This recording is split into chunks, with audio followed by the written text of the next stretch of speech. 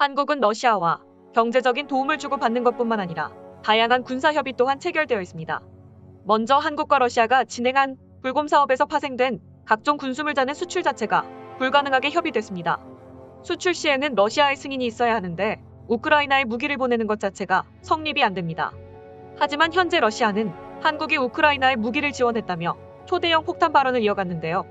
어떻게 수출하지도 않은 한국의 무기가 우크라이나에서 발견된 것인지, 러시아의 초대형 폭탄 발언은 무엇인지. 그러나 이에 대해 한국의 반응은 뜻밖의 없고 러시아조차 당황하는 상황이라고 하는데요. 현재 한국의 어떠한 무기 때문에 러시아의 푸틴 대통령이 급대노를 하고 있는지 대략 살펴보겠습니다.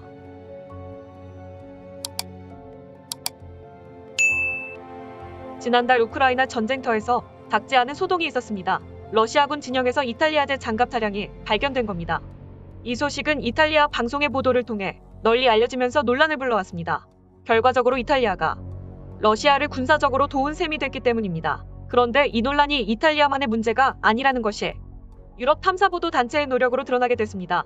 한국이 공식적으로 수출하거나 공유한 적 없는 국산 대전차 미사일 현궁과 대공 미사일인 신궁이 우크라이나 동부전선에서 사용됐다는 소식입니다.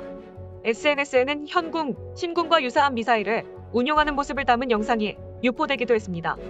이러한 사실이 유럽과 러시아 전역에 알려지자 블라디미르 푸틴 러시아 대통령은 한국이 우크라이나를 지원했다며 군사협의에 막대한 배상금과 에너지 자원에 강력한 제재가 있을 거라고 말을 하며 조만간 북한과 함께해 우크라이나와 같은 꼴을 만들지도 모른다는 말을 이어가며 한국에 굉장히 도발적인 메시지를 발표했습니다.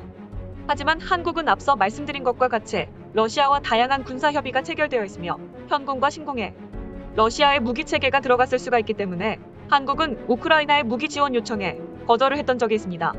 그럼에도 불구하고 이 모든 것을 깨고 우크라이나의 무기를 지원한다는 것은 한국은 앞으로 최악의 지정학 위치에서 러시아와 중국, 북한 등 더욱 거칠어진 상대의 도발과 위협을 지속적으로 감내해야 하는 것입니다. 게다가 러시아가 영토 분쟁을 겪고 있는 일본에 하는 것을 보면 이들이 매우 행동을 앞세움을 알 수 있습니다. 러시아가 한국의 군 위협을 아예 안 한 것은 아니지만 일본처럼 위협한 경우는 많지 않았는데 앞으로 중국과 같이 카디즈 침범 등을 밥 먹듯 할 수 있고 괜히 사이만 안 좋아지는 것입니다.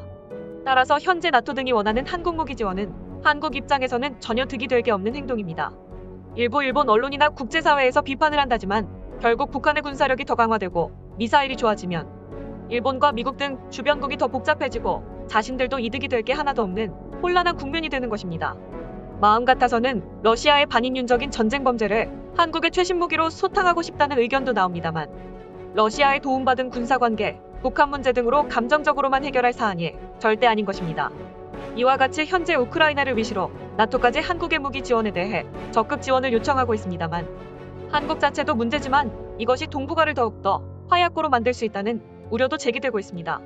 대한민국 정부는 러시아의 우크라이나 동부전선에서 발견된 것은 수출한 적이 없다고 전했지만 미 국방부 첩보에 따르면 러시아는 북한의 탄도 미사일 개발에 지원을 하며 더욱 한국을 압박할 것이라고 전했습니다.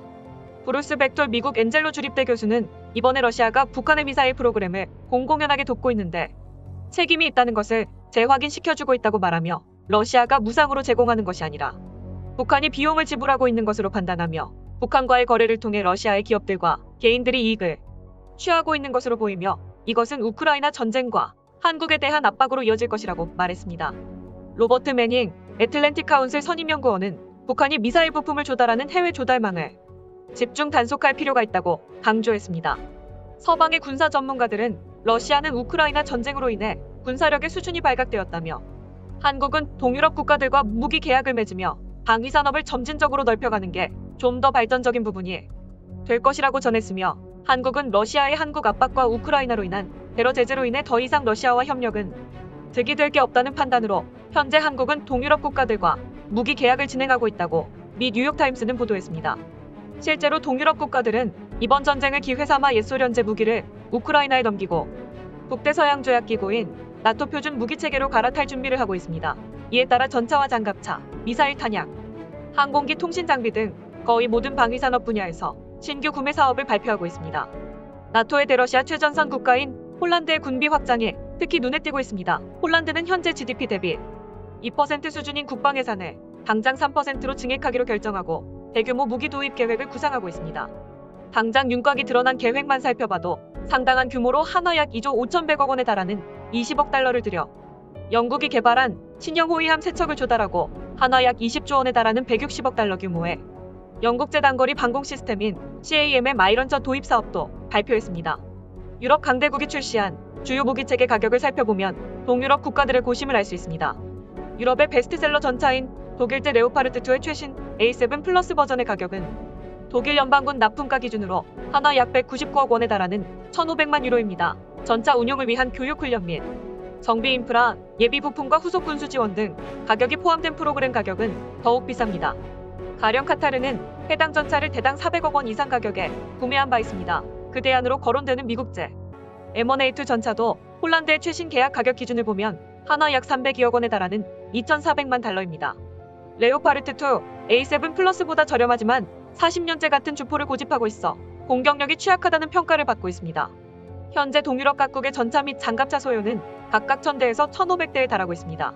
이들 나라의 포병 전력도 상당히 도후한 점을 감안하면 자주포와 다연장 로켓 등 무기체계의 대체 소요 역시 수백 문에 달할 것으로 추정되고 있습니다. 나토 표준화를 노리는 동유럽 국가들이 한정된 예산으로 우수한 군사 장비를 획득하려면 사실상 유일한 대안은 K방산밖에 없습니다. 국산 K2 전차 성능은 레오파르트2 A7 플러스 또는 M1A2 최신형과 대등하거나 그 이상입니다. 그럼에도 가격은 해당 외국 전차의 30%에서 50% 수준입니다. 호주군이 채택할 것으로 유력시되는 국산 보병 전투 장갑차 AS-21도 능동방어장치 등 최고급 사양의 옵션을 추가한 모델이 100억 원 수준입니다. 이미 세계 각국에서 품질을 인정받은 K9 자주포는 탄약 지원 장갑차 패키지를 합쳐도 60억에서 70억 원에 불과합니다. 구매 후 정비에 수개월씩 소요되는 유럽제 무기와 달리 한국산 무기는 후속 군수 지원도 신속하고 정확하기로 정평이 나 있습니다. 이처럼 한국산 무기는 확실한 성능과 저렴한 가격과 유지비, 검증된 후속 군수 지원이라는 3박자를 갖추고 있습니다.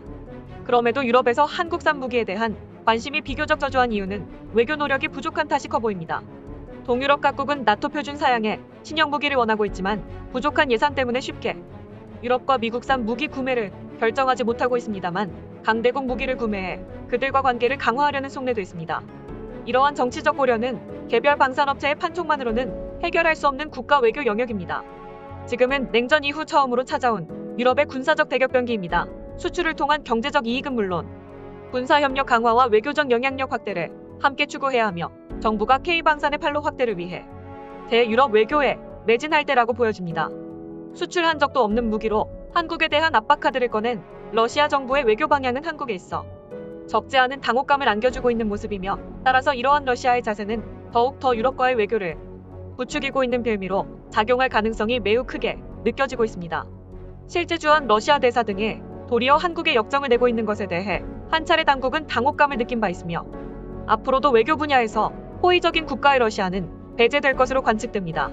결국 한국의 다양한 미래산업과 방산사업에 있어 각종 협력에서도 물음표를 갖게 한다는 의견이 나오고 있습니다. 이상 단군 뉴스였습니다. 영상의 구성은 러시아 현지 언론과 다수의 외신 뉴스를 참고 및 인용하였습니다. 여러분들의 구독과 좋아요는 저에게 큰 힘이 됩니다. 오늘도 영상 시청해주셔서 감사드립니다.